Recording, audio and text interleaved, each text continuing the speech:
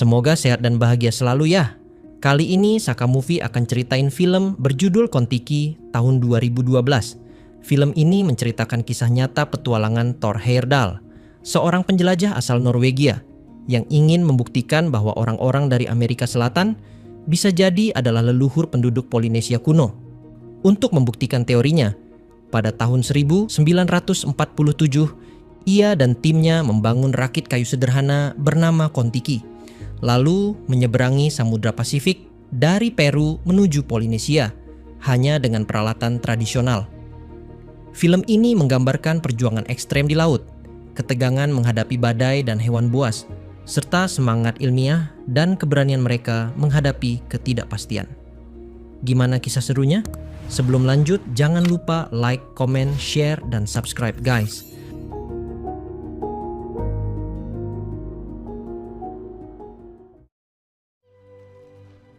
Film ini berlatar pada tahun 1920, memperlihatkan seorang anak kecil yang bernama Thor, yang berasal dari Norwegia.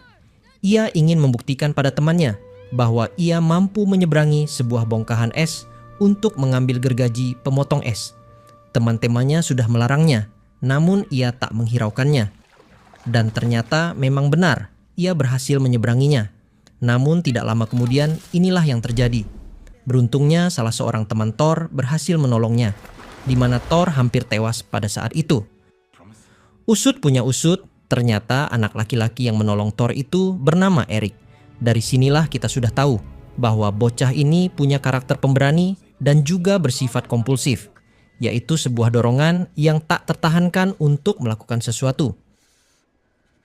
Kemudian, scene menampilkan Thor yang kini sudah dewasa. Lebih tepatnya, kini kita dibawa ke tahun 1937. Kini Thor bersama kekasihnya yang bernama Liv sengaja datang ke Pulau Pasifik, tepatnya ke Fatuhiva. Tujuannya untuk membuat penelitian terhadap suku lokal di sana. Singkat cerita, keduanya telah menetap di sini kurang lebih 10 tahun. Saat itu banyak teori yang mengungkapkan bahwa suku Tiki berasal dari Asia. Berbeda dengan pandangan Thor yang meyakini bahwa Tiki berasal dari Peru, Amerika Selatan.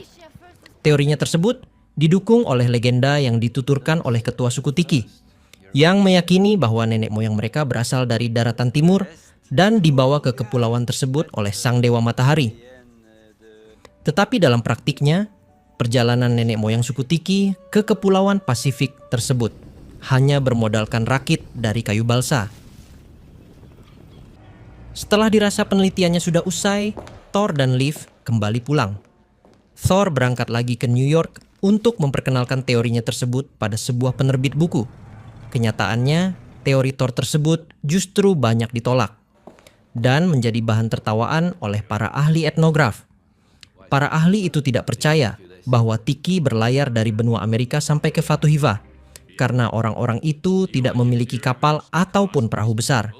Mereka akan menjadi bangkai setelah dihajar oleh badai maupun hiu ganas di Samudra Pasifik, yang notabene menjadi samudra terluas dan juga terdalam di dunia. Thor sangat kecewa dengan penolakan penerbit buku. Haruskah penelitiannya selama 10 tahun bersama istrinya berakhir sia-sia? Namun tidak mau patah semangat, Thor ingin mencoba mengarungi sendiri lautan Pasifik. Dari Peru menuju Fatuhiva dengan rakit yang sama persis seperti yang digunakan oleh orang Tiki 1500 tahun yang lalu. Berbekal desain rakit yang dibuatnya sendiri, ia mencari beberapa pelaut yang bisa diajak dalam pelayaran tersebut. Namun sudah tentu, tidak ada satupun orang pun yang akan menerima ajakan Thor. Setiap orang yang ia temui di pusat kota sama sekali tidak tertarik dengan ajakannya. Apalagi Thor berencana untuk melakukan perjalanan itu hanya dengan sebuah rakit yang terbuat dari kayu balsa. Sebelum ditolak mentah-mentah, Thor juga diberitahu oleh seorang pelaut ulung bahwasanya rancangan rakit Thor adalah misi bunuh diri. Kayu-kayu yang saling berdempetan akan tergesek saat terguncang, yang pada akhirnya setiap tali yang mengikat kayu-kayu tersebut mulai terkoyak dan membuat rakit tenggelam. Karena ajakan Thor ditolak, ia pun pergi. Namun, seseorang mengambil gambaran rancangan rakit buatan Thor. Kemudian pria itu mengaku bahwa ia tidak sengaja mendengar penjelasan Thor dan ia ingin memberi masukan mengenai rancangan dari rakit tersebut. Ternyata pria ini bernama Herman. Ya, ia bukan pelaut, melainkan hanya seorang insinyur yang sedang bekerja sebagai sales kulkas. Namun ia sudah bosan dengan pekerjaannya. Pada pertemuan itulah Thor langsung dekat dengan Herman dan mengajaknya bergabung sebagai wakil kapten dari perjalanan yang sudah ia rencanakan.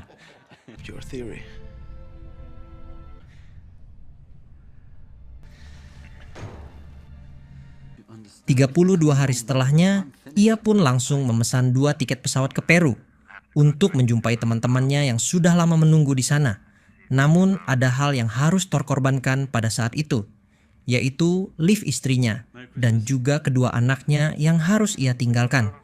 Ya, walaupun istrinya tak rela dengan keputusan Thor, namun ia tidak bisa berbuat banyak karena ia tahu betul karakter suaminya ini. Alhasil, ia hanya bisa mendoakan yang terbaik buat Thor. Ready?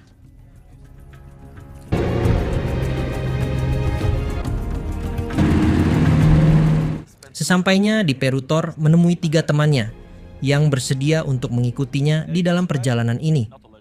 Menariknya, di antara 3 pria itu, terdapat 1 orang teman semasa kecil Thor yang bernama Eric. Siapa lagi kalau bukan bocah yang pernah menyelamatkan Thor saat masih kecil. Eric sendiri akan bertugas sebagai navigator serta pembaca rasi bintang. Sedangkan kedua pria lainnya yang bernama Thorsten dan Nat akan bertugas sebagai pengatur komunikasi menggunakan radio. Kini lengkaplah kru yang diperlukan oleh Thor. Thor pun langsung berencana untuk membuat rakit dari potongan kayu balsa. Jenis kayu yang sama seperti yang digunakan oleh nenek moyang suku Tiki saat mengarungi Samudra Pasifik 15 abad yang lalu dengan jarak kurang lebih 8.000 km. Namun masalahnya mereka harus memiliki peralatan-peralatan lagi untuk mengolah kayu-kayu balsa sampai berbentuk sebuah rakit. Mau tidak mau, Thor harus mengajukan kembali beberapa dana pinjaman untuk membeli alat-alat yang mereka perlukan. Namun siapa sangka, Thor dihampiri oleh seorang etnografer yang bernama Danielson. Nah, ternyata pria ini sangat tertarik untuk ikut dalam perjalanan ekspedisi kali ini. Ia akan bertugas sebagai perekam kegiatan mereka, yang nantinya bisa digunakan sebagai film dokumenter. Setelah Thor mendapat dana tambahan dari bangsawan, ia bersama rekannya kemudian berbelanja keperluan-keperluan, sekaligus perlengkapan yang nantinya dibutuhkan dalam perjalanan, yang diperkirakan akan memakan waktu selama 101 hari.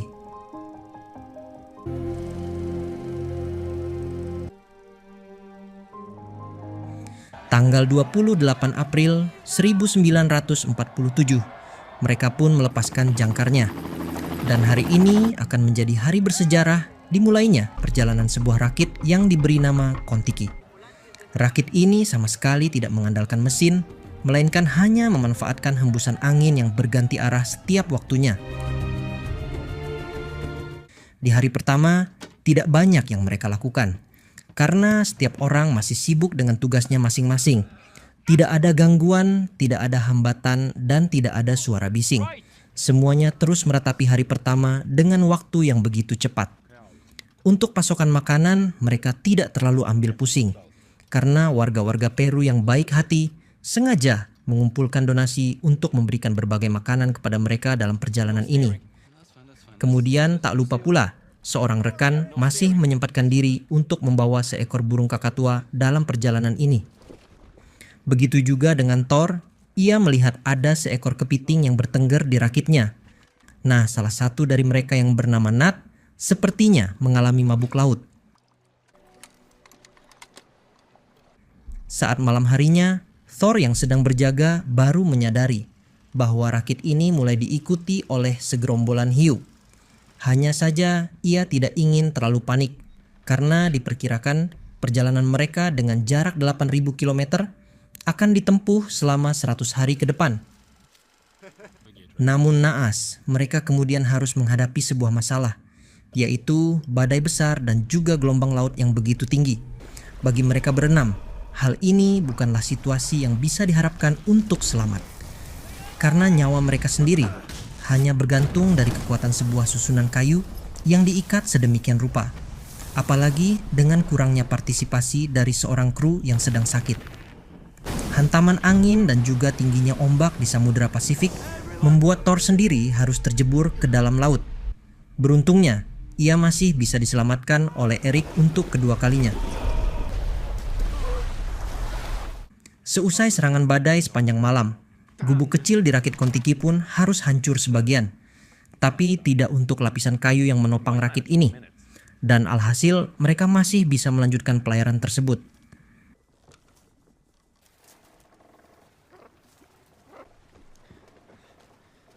Singkat cerita, mereka pun sudah sampai ke tengah samudra. Sang operator radio terlihat sedang mencoba menghubungi kedutaan Amerika untuk mengupdate situasi perjalanan mereka. Namun hasilnya, si burung malah menggigit putus transmisi antena radio yang dikaitkan pada balon tersebut. Alhasil, mau tidak mau dalam kondisi seperti ini, mereka harus membuat transmisi baru dengan komponen yang masih tersisa di dalam rakit. Waktu berlalu dengan begitu cepat, dan Thor terus berharap agar rakit ini tidak keluar jalur saat mereka berada di tengah hamparan air yang begitu teduh. Tiba-tiba datanglah seekor hiu paus yang mengelilingi rakit Kon-Tiki dengan ukuran sebesar itu. Mereka semua takjub dengan kehadiran hewan tersebut. Namun berbeda halnya dengan si Herman. Ia merasa bahwa mamalia itu adalah sebuah ancaman, sehingga Herman mengambil ancang-ancang untuk menombaknya. Semua rekan-rekannya sudah melarangnya. Namun karena ia panik, ia malah tetap menombaknya. Untungnya tali itu putus. Setelah kejadian barusan, Nat marah besar kepada Herman yang sama sekali tidak menuruti seruan dari Thor. Nat berpendapat bahwa kehadiran Herman sama sekali tidak ada gunanya di atas rakit ini. Thor kemudian berhasil meredam emosi Nat dengan memberitahu ia bahwa si Herman hanyalah seles kulkas dan tidak punya pengalaman sama sekali di laut.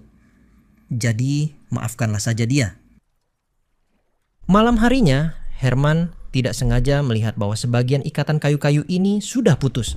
Lagi-lagi ia merasa sangat cemas, tapi ia berusaha menenangkan dirinya agar ia tak lagi membuat kekacauan. Sepanjang perjalanan mereka, sampai sekarang ini Thorstein masih berusaha membuat transmisi baru untuk radio komunikasi. Namun lagi-lagi radionya rusak lagi. Entah sudah berapa puluh hari mereka belayar, tapi yang jelas perubahan itu bisa terlihat dari penampilan mereka. Malam harinya suasana begitu tenang. Mereka melihat gerombolan makhluk yang sangat indah.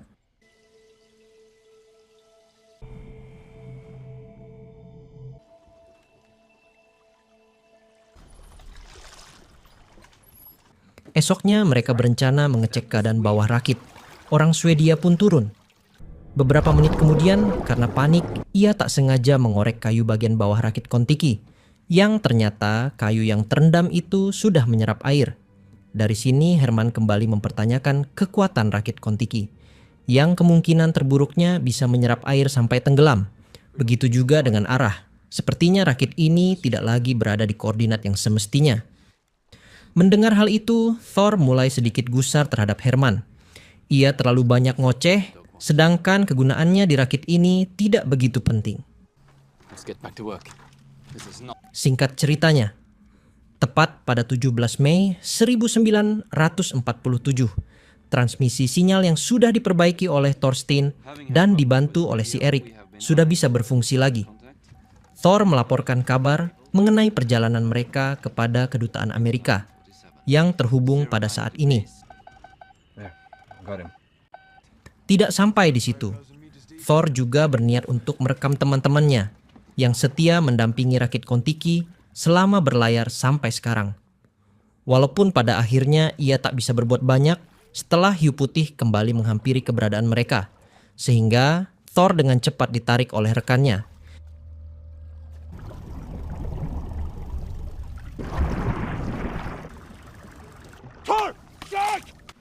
Tidak lama dari momen itu, Tiba-tiba si burung malah mencoba terbang begitu saja, tapi ia malah terjebur ke dalam air.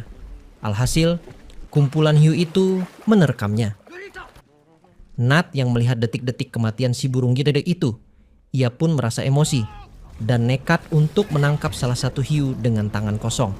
Namun celakanya, akibat pendarahan dari hiu yang ditusuk itu menjadi sumber pemancing bagi kawanan hiu lainnya.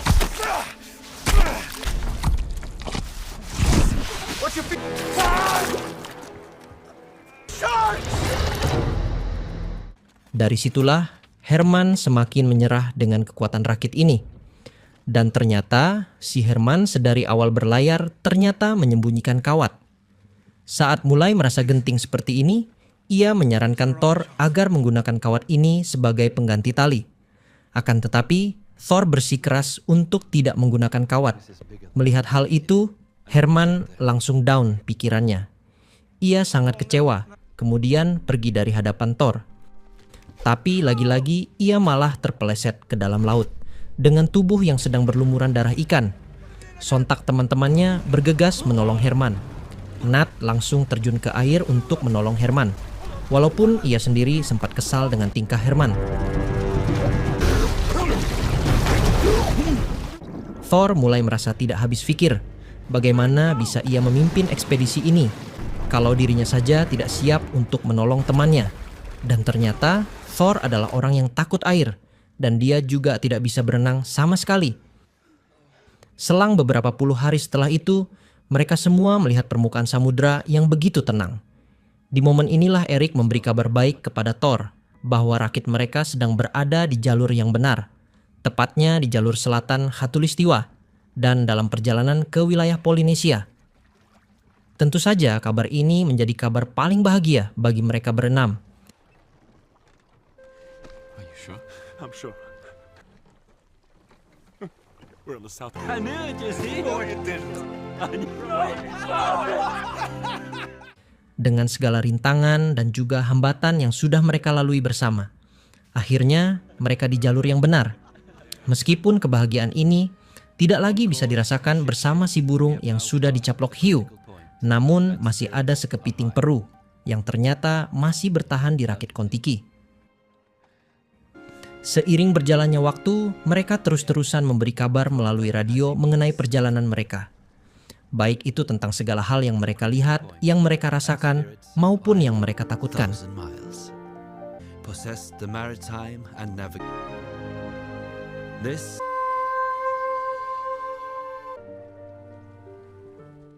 Tibalah saatnya di tanggal 7 Agustus 1947.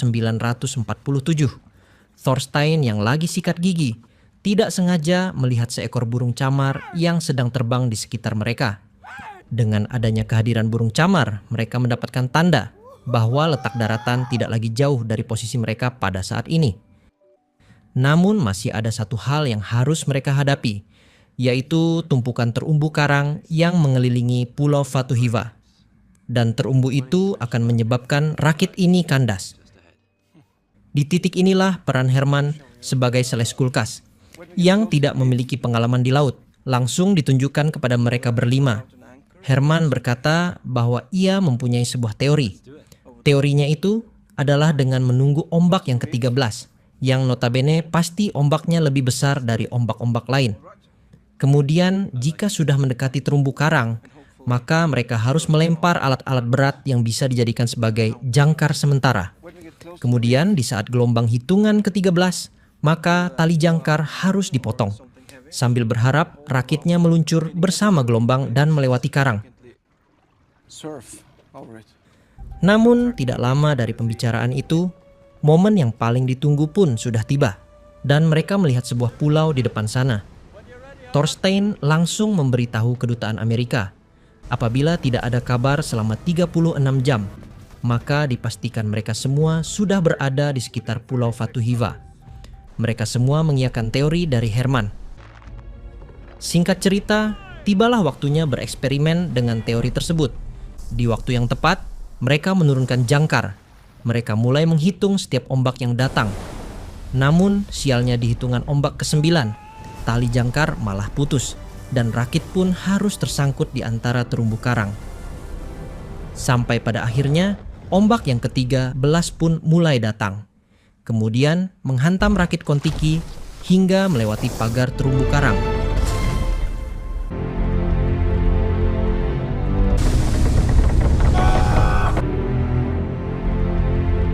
Kepiting Peru yang berangkat sedari awal perjalanan, kini sepertinya harus mencari habitat baru setelah berpetualang selama 3 bulan lebih.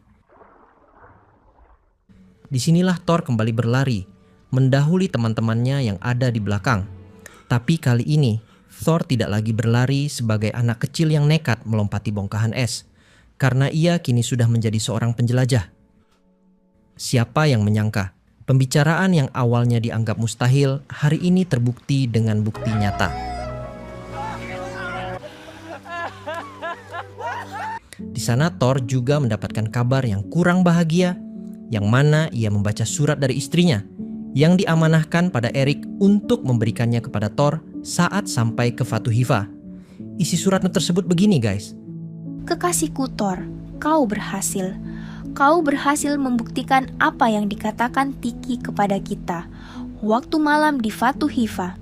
Walaupun kau tidak bisa berenang, jika kau jatuh ke dalam air, kau akan terbawa arus di luar kuasamu.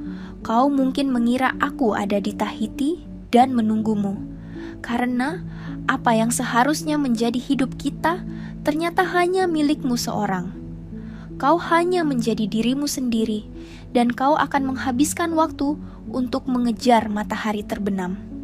Thor, ini bukan tentang mengarungi Samudra Pasifik. Lebih penting dari itu. Ini adalah mengapa engkau harus pergi, mengapa kau tidak bisa berhenti dan melupakan segalanya memilih sesuatu yang pasti. Tapi itulah dirimu. Dan ironinya adalah hal yang membuatku cinta padamu, adalah hal yang memisahkan kita berdua. Ya, dari sinilah istrinya memutuskan untuk berpisah dari Thor. Setelah perjalanan panjang, Thor dan kawan-kawannya pun merayakan segalanya bersama orang-orang Polinesia.